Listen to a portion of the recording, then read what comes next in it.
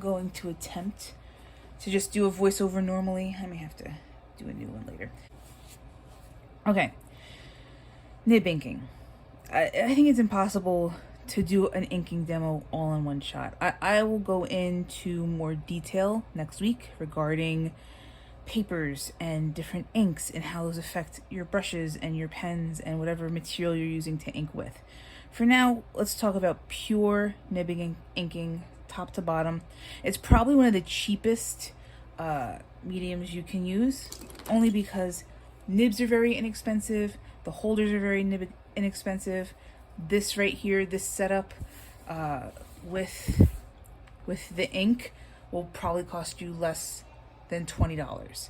And there's something to be said for that. You don't need a bunch of different fancy materials for nibbing. You just need a good nib and some decent ink. I like using Bombay.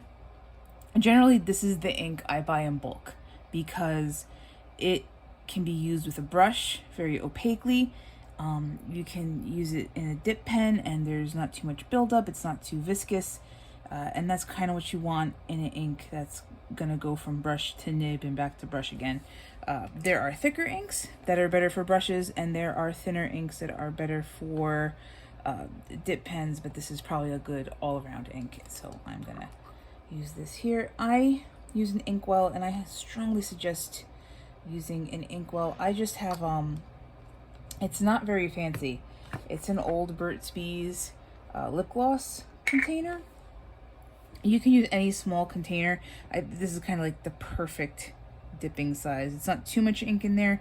If you leave ink in a container for a very long time, you end up with paint. It slowly evaporates, and certainly you can add water to it, but that can make it gritty. So I only try to use a little bit at a time, especially when I'm nib inking. The paper I'm using is extremely smooth. This is a Midori pad. They're kind of hard to find unless you're going to hunt them down on Amazon or a stationery store. I normally use their sketchbooks for my drafting and all my thumbnails and things like that. It's probably one of my favorite papers. It's like super slick. There's no bleed through. It doesn't matter what kind of ink you use. It's pretty amazing paper. But in terms of inking on a smooth surface, you probably want to pick up one of these guys. It's such a big pad. It's the Borden and Riley bleed proof paper for pens. Now, I'll be honest, it's not completely bleed proof. Certain inks will bleed on it, but that has less to do with the paper and more to do with the ink. Bombay is a pretty great ink. It hasn't bled on me yet. Higgins can be dicey. Winsor & Newton makes a pretty decent waterproof ink. But yeah, I think the Dr. P.H. Martin's is probably still my favorite. All right, enough about ink, enough about paper. I'll talk more about that next week. Let's talk about dip pens. There's so many different kinds of dip pens you can get. I'll do a few that are Hunt, which comes out through Speedball and is probably what you're the most familiar with. That's what you can find at Dick Blick. But I'm going to start with Brause because I feel like it's a very accessible nib. And I want to show you the pen holder I'm using is the Tachikawa. Tachikawa makes a couple of pretty nice pens. This one's the rubber grip one right here. They're wood. The interior is rubber or like a soft plastic. I'm pretty sure it's rubber in there. But because it's not metal in the interior, your nibs won't rust inside, and there's like some softness to it, unlike the Speedball plastic nib holders, which are very stiff and hard to fit different sizes in. Also, this is so full of ink. I hope you can see it. See the little rings inside? There's a smaller ring and then a wider ring. The smaller ring is meant for smaller nibs, like Steno nibs or mapping nibs, and then the wider ring is meant for standard nibs. The curvature is different between those little tiny mapping nibs and then the standard nibs. So that's why you have those couple different rings. All right, so start with Brause. Brause is a good brand. This is a very old nib that I have run through the ringer. Normally this is blue, and that is why it's called the Blue Pumpkin. So it's the Brause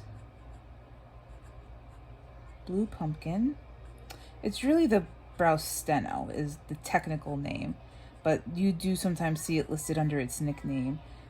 I'm not sure why people list anything as anything.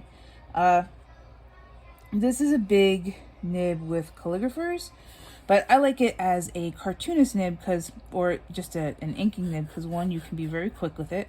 It's a little railroading, but normally it's fairly stable. You can get some nice hatching with it. You get some nice line variation. Overall, a nice little nib. You can do some stippling with it also. Small movements. It doesn't lay down too much ink at once, which is good, because a big thing with nibs is if you lay down too much ink, when you cross a line over, you get this kind of drag.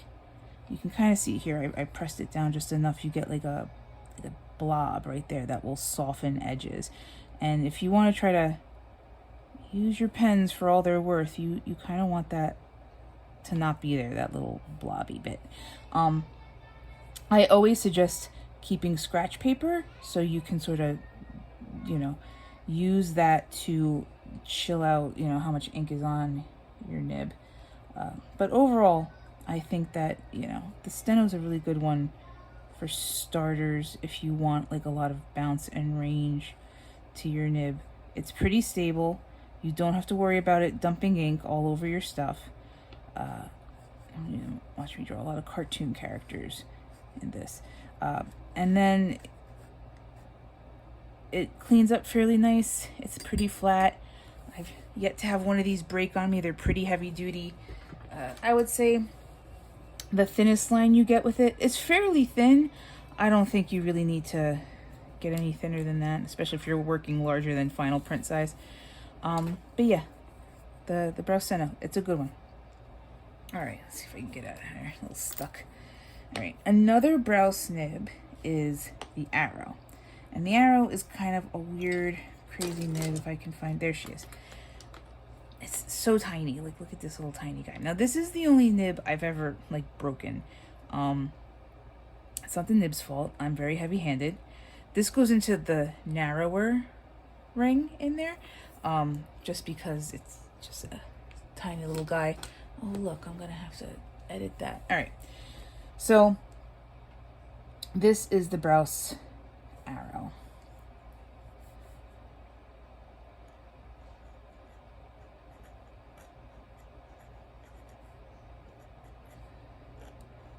This is a really soft nib, like a very, very soft nib.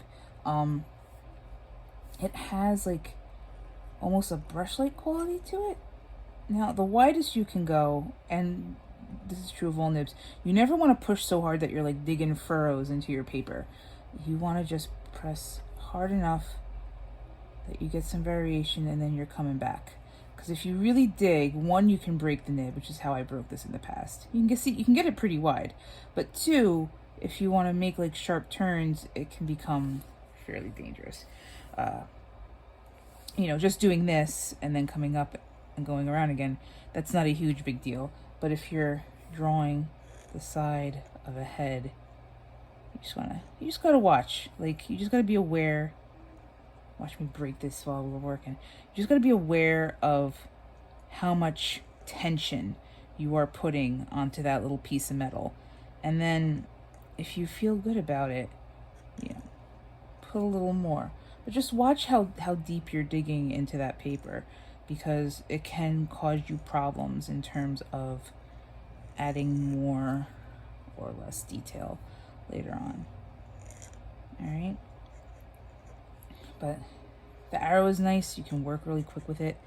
You get the amazing bounce, and it really does bounce back super good, because you can get this really hard down and then thin and then down and then thin. It's pretty intense. But again, you got to be careful. If you notice, here, I'll rinse it off a little bit so it's not so dirty. If you notice, it cuts in on the sides here. You see those little notches? That's why it bounces so nicely.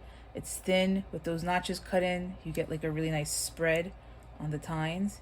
But that said, it's super easy because they're so thin there to just snap them.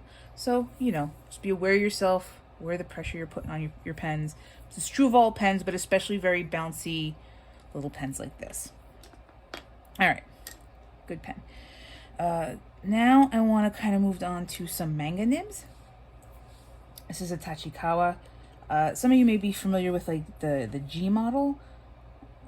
Maybe the Nikon G model, but this is the Tachikawa. I think I spelled that right. The Tachikawa spoon model. I like this guy, not necessarily because it has a wide range. Like you're looking at the arrow here, and you have like almost a millimeter and a half thick line, and then a hairline right next to it, just from the same nib. The Tachikawa, it has less spread to it. It's a stiffer nib, but it's supposed to be, and you really can just ink forever. And if you like to do like lots of hatching, it's so good. It never lays down too much ink. You can just hatch and hatch forever. It holds so much. It's pretty amazing. And then just keep going. I did almost a whole illustration without barely dipping this thing before. I mean, it was a small illustration, but it's still just a really great nib. Great ink control from this nib, which is saying a lot, especially if you're new to nib inking and you're nervous about just dumping ink or you know, making those like weird little globbies. This makes it very hard to make a weird globby. You can kind of just dip, and as long as you know, tap it a bit, you can go right onto your page and you're okay. I even have like a little cluster of ink up there, and it's not dumping that ink down on my page. So yeah, I highly suggest the Tachikawa for those of you who want to start inking and maybe use inking. I don't even know what this is. Maybe use inking in a hatchy way, because it really does take well to a lot of hatching, a lot of like really fine details. Very linear. The more linear your work, probably the happier this nib will be. I find them to be extremely user-friendly, which is saying something. And it is really great for doing little scribble textures with, because you can scribble over itself a lot, and because it's not dumping a ton of ink all at once, you don't have to worry about it becoming like this gross pool. You can get like that, all that texture is still in there.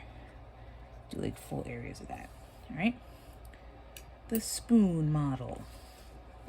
And like they have a couple. They have the spoon model, they have a G model, and then they have a school model. And I've tried all three, and I like the spoon model the best. It holds the most ink. It has a nice feel to it. It's such a hippie term. It has a nice feel, a nice weight to it. The other ones feel kind of weirdly light, and almost like you put aluminum foil at the end of your pen.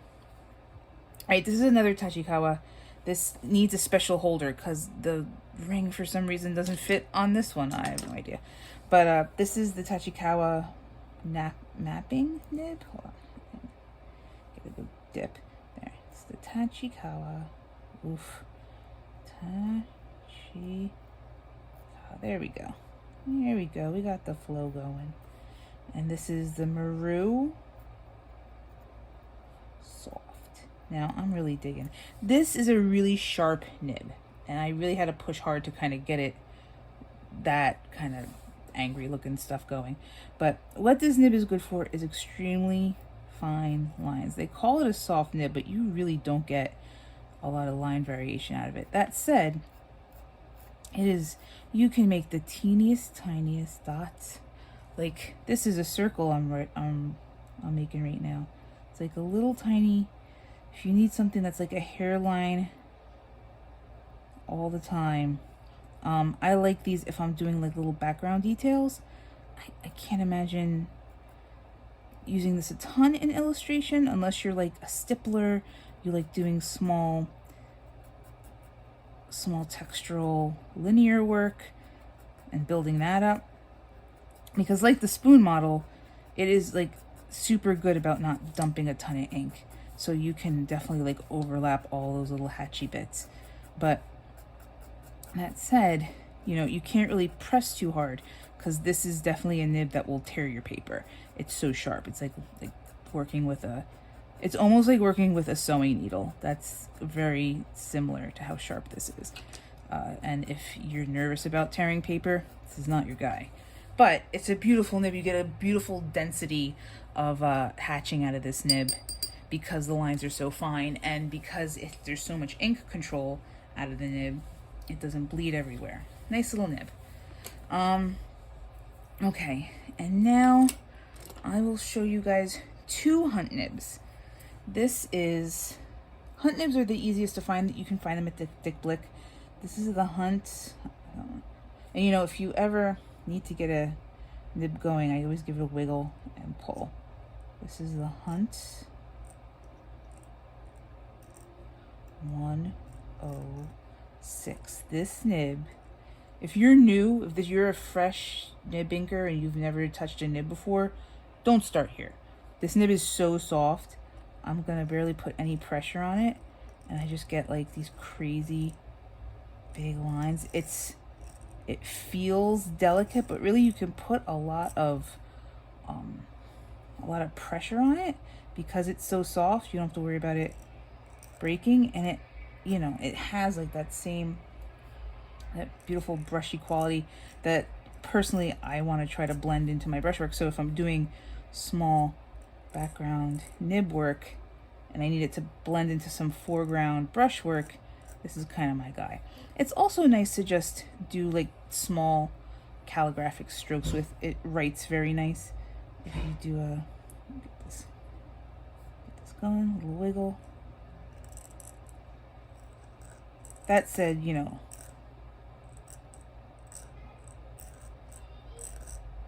it's my name.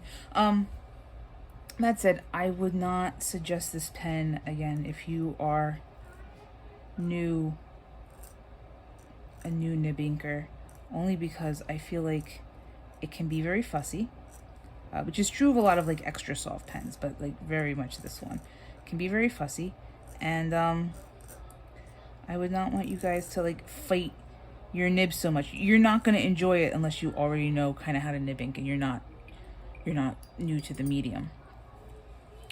But the Hunt 106 is nice, and I'll show you one more. Another Hunt. I don't really have any speedball nibs. I know those are also available at Dick Blick. I'm just not a big speedball guy. Now, this guy is very gross. But this is the Hunt 101. It's another nib. I'm gonna dip it in a little water first because it's kind of old. All right. It's the Hunt 101. It's another nib that has a lot of spread to it. Make sure I still, okay, good. And again, this is more of a you know what you're doing nib than a I'm fresh out of the box. The Hunt 101, and it's also a really spready, dumps a lot of ink. You really need to try to keep it at its kind of flatter angle so that you can get it to do everything you want.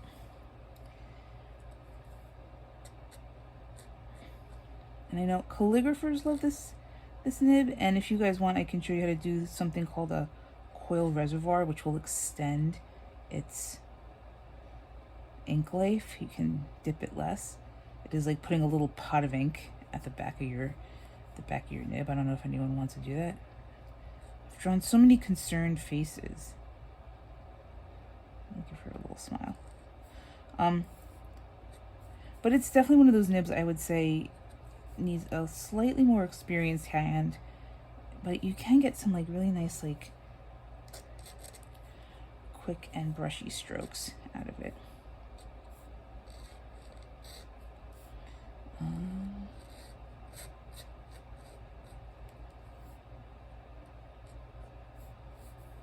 She looks stressed, right? It's all of us lately. But yeah, it's a nice little guy to do expressive quick line work with. A little different than, you know, the Tachikawa, which is very measured, even lines. These lines are always going to be a little warbly and wonky, which, I mean, you know, it's all the aesthetic you're going for. That's really any medium that you touch, whether it's analog or digital. All right, the Hunt 101. And you just gotta watch, because see, I even dumped, it's been a while since I used this nib. I dumped this like little like wall of ink here. I can almost dip this in that wall of ink and ink more. And you want to try to actually avoid that when you ink, because that will take forever to dry, and also you're just going to destroy something if you move your hand across it. Okay. All right, so 2 Brause, 2 Tachikawa, you know, manga nibs, and 2 of these Hunts, which are easy to find, a little more advanced. And finally, next week I'll bring in more of my vintage nibs, but this is a vintage nib. They are also fairly inexpensive. It's a little more than like nibs that are readily made now, but this is a Gilbert. Come on, guy. Gilbert.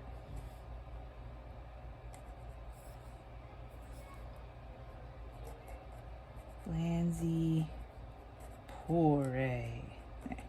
It's the 2552. Gilbert, Blanzey, Pourre, and then it was like, I think it was Blanzey, Pourre, or you could just get a Gilbert. They were a big French pen manufacturer back when people needed to use dip pens to write letters. And they don't really make any more of them, but they made so much that you can find overstock still, and they're not that much. This is probably one of my favorite vintage nibs. It's got like a nice range and bounce to it. You can do like some fine line hatching. It's probably somewhere between an Arrow and a Tachikawa, and I like it just kind of on its own. I've done like entire projects with this nib. It's just like a nice, friendly all-around nib. Even this one I'm using right now is super used, and you'll find that there's like this very big difference between fresh out of the box nibs and nibs that you use. But I really like this one because it's not a super sharp nib. It's got like a little roundness at the end, almost like a fountain pen, so it's a little less scratchy. Like I would say the Hunt 106 and 101 both very scratchy. The Brause nibs less scratchy. This is not a very scratchy nib. The more you use a nib, the less scratchy it'll be, because just friction, you'll wear down the tip. But overall, a very nice soft nib. Lots of ink control from the Gilbert, Blanzey, Pourre. And yeah, probably one of my favorite vintage ones. But I'll show you guys some more vintage nibs next week, and we'll talk more about line quality and mark making and what makes the best marks for you, and yada yada yada. But for now, I feel like that's enough. If you want to order any of these, you should probably do it soon, because shipping will take about a week. But yeah, I would say definitely give some dip pens a try if you are up for the adventure. All right. Okay, guys. Have a good week, and hopefully this recorded well.